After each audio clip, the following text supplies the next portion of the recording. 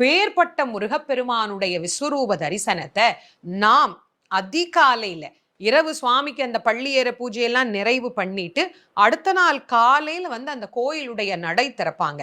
பொதுவா நம்ம கோவில்ல போய் வழிபாடு செய்கிற போது அந்த இடத்தை நம்ம அனுபவிக்கணும். திருச்செந்தூர்ல நீங்க பாத்தீங்கன்னா காலையில நட திறந்த உடனேயே பள்ளியறை பூஜை நடக்கும். அந்த பள்ளி எழுச்சி, திருப்பள்ளி எழுச்சி முருகனுக்குன்னே பாடுவாங்க.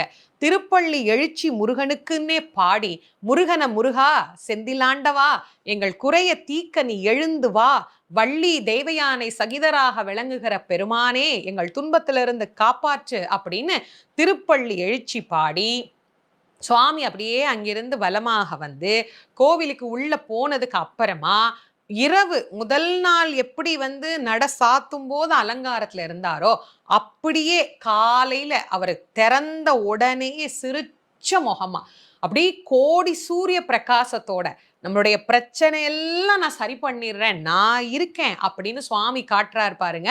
அந்த தரிசனத்துக்கு தான் விஸ்வரூப தரிசனம் அப்படின்னு பேரு.